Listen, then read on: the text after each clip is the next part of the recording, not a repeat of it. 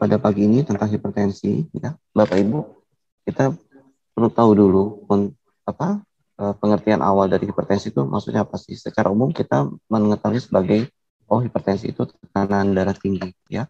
Tapi di sini kita belajar, ya, pengertian hipertensi secara medis, ya, itu merupakan suatu kondisi medis di mana tekanan darah pada arteri meningkat. Tekanan darah pada arteri itu artinya darah yang dipompa dari jantung menuju organ-organ di tubuh kita. Arteri itu artinya darah yang keluar dari jantung. Nah, ketika tekanan darah arteri meningkat, akan menyebabkan jantung bekerja lebih keras daripada kondisi yang normal untuk mengalirkan aliran darah melalui pembuluh darah. Ini pembuluh darah gambarnya. Nah, tekanan darah melibatkan dua pengukuran, yaitu sistolik dan diastolik. Seringkali kita menyebutnya sistolik ini sebagai tekanan darah atasnya, diastolik sebagai tekanan darah bawahnya. Otot jantung ketika berkontraksi, yaitu ketika dia memompa darah, kita sebut sebagai tekanan sistol atau sistolik. Ketika darah kembali ke jantung, ya, melalui pembuluh balik atau pembuluh vena, ketika darah kembali ke jantung disebut sebagai diastol, yaitu terjadi ketika jantung berelaksasi. Jadi dia ini ventricle, namanya ventricle. Ketika dia memompa, ya, itu disebut sebagai sistol. Ketika darah masuk ke jantung disebut sebagai diastol atau tekanan darah bawahnya. Kita sebut secara umum. Lantas berapa tekanan darah yang normal? Nah, yang normal itu sistol atau atasnya kita sebut sebagai pada angka 100 sampai 140 satuannya milimeter Hg. Diastolik atau bacaan bawah 60 sampai 90. Jadi Bapak Ibu, kalau tekanan darahnya atasnya berkisar antara 100, ya, sampai 140, ini masih normal. Jadi nggak usah khawatir. Aduh, tekanan darahnya rendah, atasnya 100. Enggak, ya, ini masih normal. Kemudian ketika tekanan bawahnya angkanya 60, itu masih disebut dalam batas normal. Di bawah 60 disebut sebagai hipotensi. Tekanan darah disebut sebagai tekanan darah tinggi kalau pengukurannya terjadi secara terus-menerus berada pada kisaran 140/90 atau lebih. Jadi kalau setiap kali ditensi selalu 140, 90, kemudian 142/93, nah itu berarti bisa disebut sebagai, wah, ini Anda sudah mulai mengalami hipertensi atau tekanan darahnya tinggi. Nah, ini kita klasifikasikan hipertensi, ya, ada beberapa, ya. Tensi normal angkanya 90/119, sistoliknya 90 sampai 119. Kemudian disebut sebagai prahipertensi kalau sistoliknya atasnya 139. Jadi normal, tapi normalnya normal udah di batas yang tinggi. Kemudian disebut sebagai hipertensi derajat 1 kalau atasnya berada di kisaran 140 sampai 159. Jadi kalau tensinya berapa? 150/100. Berarti Bapak Ibu langsung bisa sebut, oh, atasnya 100, ya. Nah, kalau atasnya 100 berada di kisaran sini, Bapak Ibu bisa menyebut sebagai kenalannya Anda memiliki hipertensi derajat 1. Kemudian hipertensi derajat 2, kalau atasnya 160 atau lebih. Jadi kalau atasnya 165, 170, itu sudah kita sebut sebagai hipertensi derajat 3. Derajat 2. Kemudian ada lagi hipertensi berikutnya, disebut sebagai hipertensi sistolik tersendiri. Jadi yang naik itu hanya sistoliknya, bawahnya normal. Kita kenal lagi sebagai hipertensi lainnya, yaitu hipertensi yang terjadi pada saat kehamilan atau disebut sebagai hipertensi gestasional. Pada hipertensi gestasional, kita sebutkan ya kita sebutnya sebagai hipertensi gestasional apabila kehamilan di atas 20 minggu dan hasil protein urin negatif dengan pengukuran tekanan darah 2 kali dalam waktu lebih dari 6 jam.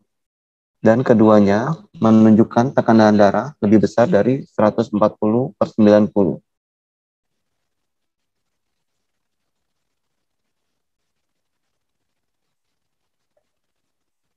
Kemudian hipertensi ortostatik. Pada hipertensi ortostatik eh, atau hipertensi postural, ini hipertensinya terjadi pada orang-orang yang ketika dia dalam posisi diam, lantas tiba-tiba bangun, pada saat dari diam kemudian dia tiba-tiba bergerak dan terjadi peningkatan tensi secara tiba-tiba. Itu disebut sebagai hipertensi ortostatik. Pembagian hipertensi berikutnya adalah hipertensi primer dan sekunder. Hipertensi primer itu tidak diketahui penyebabnya.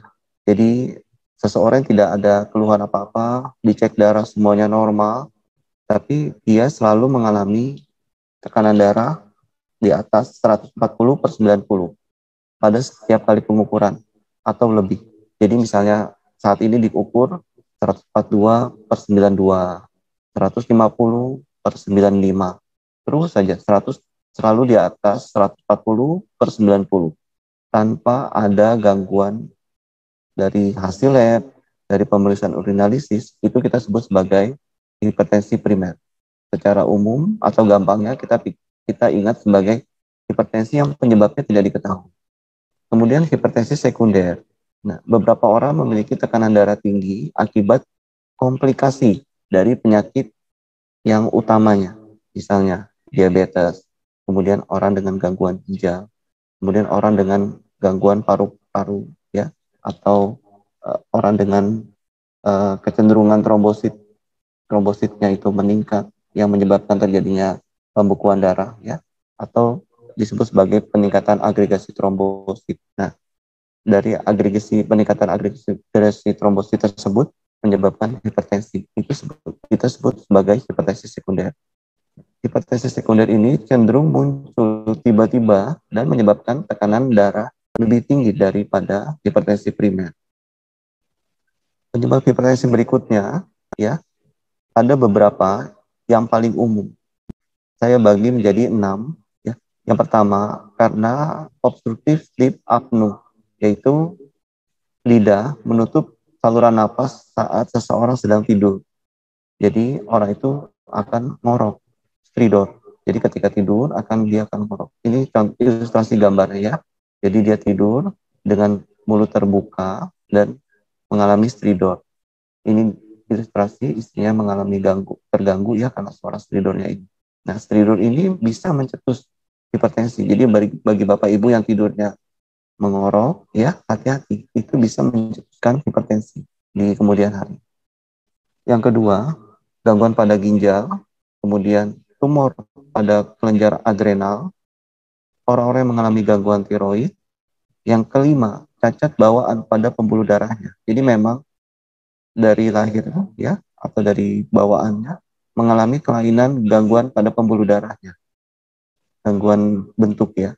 Kemudian yang keenam, obat-obatan. Obat-obatan tertentu bisa mencetuskan hipertensi. Contohnya pil KB, ya, dekongestan. Ini biasanya dekongestan itu dipakai pada obat-obat flu.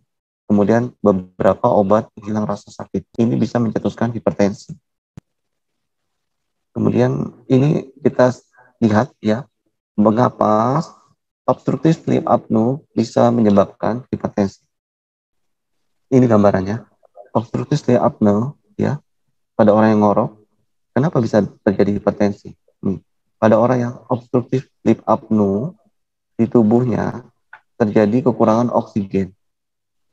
Gambaran ini bacaannya penurunan tekanan O2, kemudian peningkatan tekanan CO2. Jadi pada orang-orang yang mengalami sleep apnea, ya, di tubuh dia itu kekurangan oksigen dan terlalu banyak CO2, di mana kekurangan oksigen dan peningkatan CO2 ini akan menyebabkan penurunan myocardial delivery atau penurunan oksigen otot jantung, kemudian menyebabkan oksidatif stres, mencetuskan inflamasi, menyebabkan disfungsi dari endotelial. Endotelial apa? Endotelial dari pembuluh darah. Jadi menyebabkan gangguan dari lapisan dalam pembuluh darah. Nah, ini akan mencetuskan hipertensi, kemudian aterosklerosis, miokardial iskemia. Miokardial iskemia ini adalah otot jantung yang kekurangan oksigen, ya, menyebabkan pembesaran dari pembuluh darah jantung sebelah kiri atau left ventricle hypertrophy, kemudian cardiac arrhythmias atau gangguan irama jantung, dan cerebrovascular disease. Ini adalah gangguan peredaran darah, pendarahan, gangguan aliran darah kok. Ini akan menyebabkan hipertensi. Jadi dari obstruktif apnoe, jalannya seperti ini ke bawah sini ya, bisa menyebabkan gangguan delivery oksigen ke otot jantung atau pengiriman oksigen ke otot jantung, dia akan mencetuskan hipertensi. Atau melalui jalur yang ini.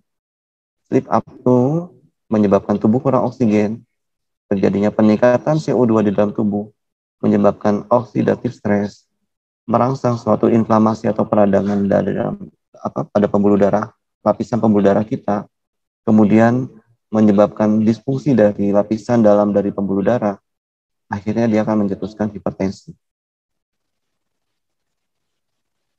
Kemudian penyebab berikutnya adalah peningkatan eritropoietin. Pada penelitian, peningkatan eritropoietin bisa menyebabkan hipertensi. Mengapa bisa? Karena peningkatan eritropoietin itu dia akan menyebabkan peningkatan dari agregasi trombosit platelet. Jadi peningkatan dari pembekuan darah. Ketika platelet agregasinya ini meningkat atau kadar pembekuan darah ini meningkat, itu bisa menyebabkan penyempitan pembuluh darah. Nah, itu yang akhirnya atau pada ujungnya akan menyebabkan hipertensi. Umumnya orang-orang hipertensi, dia mengalami keluhan yang paling sering kita bagi dari yang atas sampai ke bawah. Yang paling sering adanya keluhan kepala, terutama kepala di bagian belakang dan pada pagi hari. Kedua, pusing. Pusing ini seperti yang disebut pusing ini maksudnya migrain. Yang ketiga, vertigo. Vertigo ini keluhan sakit kepala yang berputar. Bedanya apa? Pusing sama vertigo. Pusing umumnya orang mengeluhkan pusing sebelah dari mata, ya, migrain, atau terasa kepalanya berdenyut, atau ketika sedang duduk inginnya tidur, ya. Kalau vertigo, umumnya orang yang vertigo nggak bisa berdiri. Ketika dia berdiri, dia akan cenderung kepalanya seperti berputar dan dia akan berpegangan berusaha mencegah jatuh. Pada vertigo yang berat, seseorang ini malah tak bisa berdiri. Ketika dia mencoba berdiri, dia langsung seperti berputar, langsung terjatuh. Keluhan berikutnya pada orang-orang yang mengalami hipertensi adanya keluhan tinnitus, kemudian gangguan penglihatan, nyeri dada, sesak nafas, terasa berdebar di dada, atau aritmia. Berikutnya mengeluhkan gangguan penglihatan secara tiba-tiba, disertai pusing, dan beberapa gejala yang ada di atas ini. Yang paling jarang, orang dengan hipertensi, terutama ini hipertensi berat ya, beberapa orang bisa pingsan. Karena apa? Karena tidak tahan dengan sakitnya. Jadi pingsannya itu karena pain-nya, karena sakitnya. Kemudian faktor apa saja mempengaruhi hipertensi? Ini kita lihat ya, peningkatan tekanan darah akan mempengaruhi cardiac output, yaitu pompa jantung. Ketika pompa jantung dipengaruhi oleh hipertensi, dia akan menyebabkan stroke volume dan gangguan irama jantung. Stroke volume itu tekanan darah yang tinggi akan menyebabkan kontraktilitas dari otot jantung, kemudian menyebabkan pelebaran dari pembuluh darah. Kemudian pada arterial pressure atau hipertensi berikutnya, dia akan mempengaruhi, itu tadi dia pada cardiac output, kemudian yang berikutnya pada tahanan perifer, yaitu tahanan di sisi paling luar dari tubuh kita. Pada perifer resisten ini akan terjadinya perubahan dari struktur vaskuler atau pembuluh darah, yang berikutnya adalah perubahan dari fungsinya. Jadi peningkatan dari tekanan darah, dia akan mempengaruhi jantung, kemudian akan mempengaruhi dari struktur pembuluh darah kita. Lantas bagaimana caranya kita mencegah hipertensi? Pertama, usahakan menjaga berat badan normal, yaitu melalui pengukuran indeks massa tubuh normalnya ya pada angka 20 sampai 25. Yang kedua, kurangi asupan garam. Natrium ini garam maksudnya. Kurangi asupan natrium kurang dari 2,4 gram per hari. Kemudian lakukan aktivitas fisik secara teratur, misalnya jalan cepat kurang lebih 30 menit per hari. Kemudian pada saat akhir pekan misalnya Bapak Ibu ya, usahakan lakukan aktivitas fisik. Yang keempat, batasi konsumsi alkohol. Lebih baik stop alkohol, jangan sama sekali. Yang kelima, konsumsi buah dan sayuran. Usahakan makan buah dan sayuran itu setiap hari rata-rata 3 piring atau 3 porsi per hari. Terapi hipertensi, ini terapi hipertensi kombinasi ya. Ada 4. Yang pertama, kombinasi antara golongan penghambat kanal kalsium dengan diuretik. Berikutnya penghambat beta dengan diuretik. Yang berikutnya adalah penghambat kanal kalsium dihidropiridin dengan penghambat reseptor beta.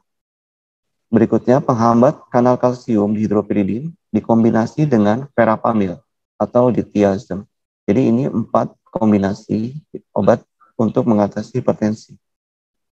Diuretik ini yang merangsang buang air kecil. Jadi kalau Bapak Ibu yang mengalami hipertensi atau punya saudara atau konsumen yang dia ada hipertensi, kemudian mengeluhkan, saya dikasih obat sama dokter, tapi kok jadi sering-sering pipis ya? Nah itu karena adanya kombinasi dengan diuretik. Lantas kita lihat bagaimana pilihan apabila seseorang diterapi dengan herbal. Tadi dengan obat-obatan kita sudah belajar bersama bagaimana peranan herbal pada hipertensi, yaitu pada herbal alfa, ya ini bisa membantu mengobati hipertensi.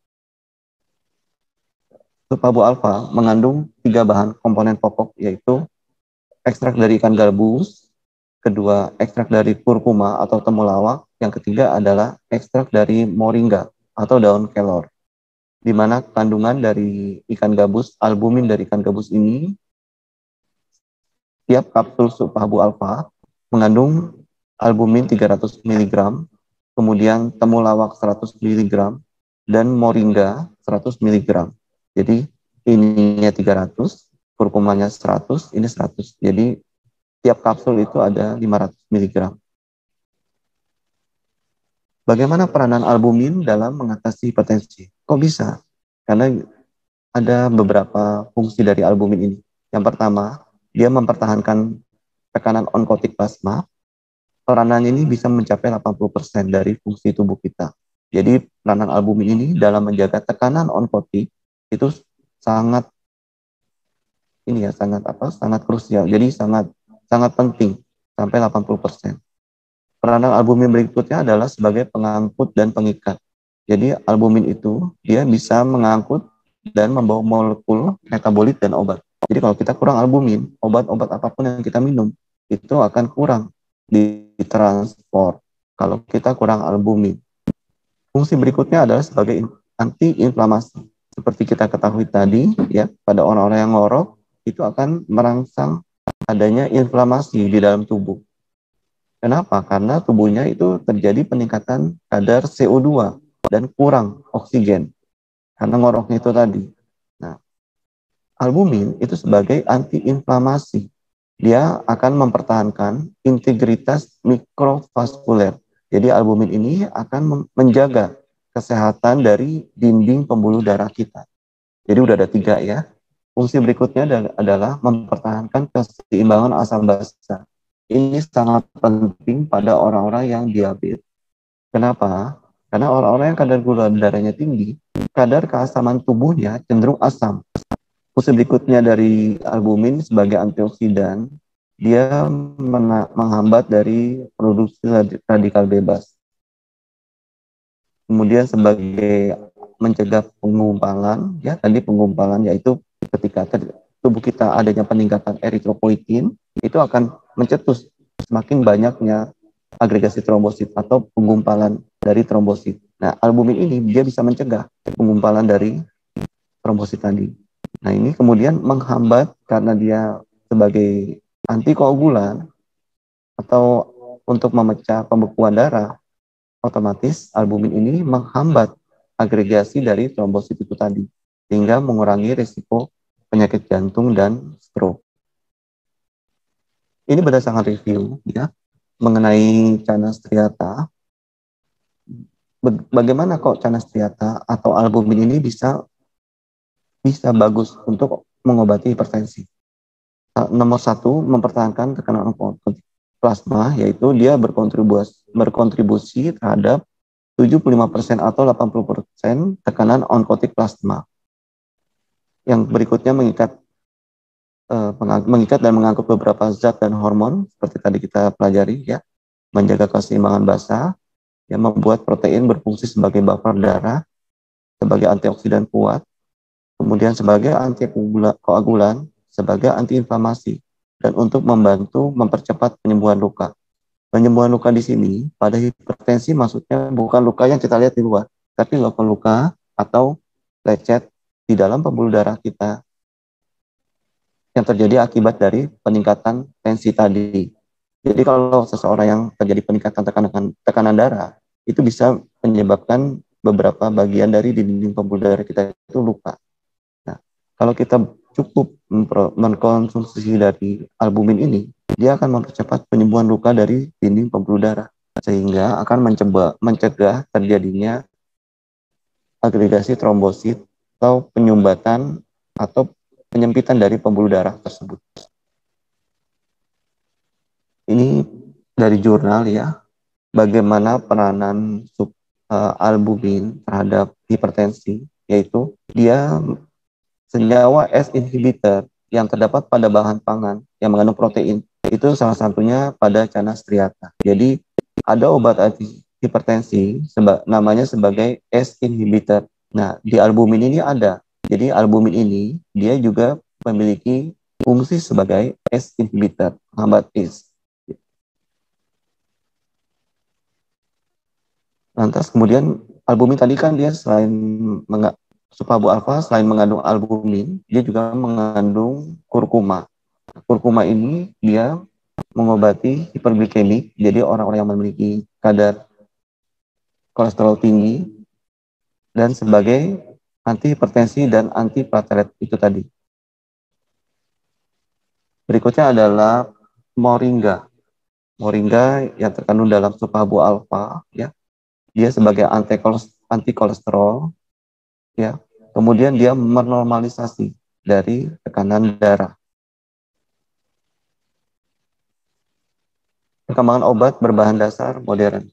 Jadi makin ke sini Bapak Ibu, setiap negara saling berlomba-lomba berusaha mencari obat-obat dari alam yang efektif, yang memiliki khasiat seperti obat, namun bahan dasarnya dari alam. Ya, salah satunya Supabu. Kemudian poliherbal. Jadi Supabu ini termasuk poliherbal yang isinya dari gabungan 3 herbal, yaitu albumin, kurkuma, dan moringa. Poliherbal disebut sebagai poliherbal karena merupakan gabungan beberapa zat aktif dari bahan alam dalam satu setiaan. Dikarenakan konstituen fitokimia aktif dari masing-masing tanaman tersebut tidak cukup mencapai efek terapati yang diinginkan. Misalnya kita hanya makan albumin aja, hanya makan kurkuma aja. Akan lebih baik kalau kita makan dalam satu kapsul, itu sudah mengandung beberapa herbal yang fungsinya saling membantu, fungsinya saling sinergis. Itu disebut sebagai poliherbal. Terima kasih share tentang hipertensi pada pagi hari ini. Semoga bisa bermanfaat untuk Bapak Ibu semua. Saya persilakan Pak Suratno untuk membuka sesi tanya jawab. Terima kasih.